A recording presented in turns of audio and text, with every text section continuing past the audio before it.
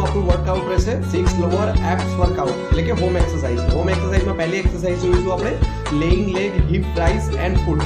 આ એક્સરસાઇઝ કરવાથી કયા બેનિફિટ થાય છે આપણે જાણીએ. તો આ એક્સરસાઇઝ કરવાથી સૌપ્રથમ તો લોઅર એબ્સ બનાવવા માટે એક્સરસાઇઝ ખૂબ જ ઉપયોગી નીવડે છે. તો આપણા બોડીનો વધારાનો રહેલો ફેટ ઓછો કરીને વેટ કંટ્રોલ કરીને બોડીને ફિટ રાખી શકાય છે. સાથે સાથે થાઈ મસલ્સને પણ આ એક્સરસાઇઝ ખૂબ ઉપયોગી નીવડે છે. હવે આ એક્સરસાઇઝ કેવી રીતે કરવી આપણે ડેમો દ્વારા બતાવીશ. ત્યારબાદ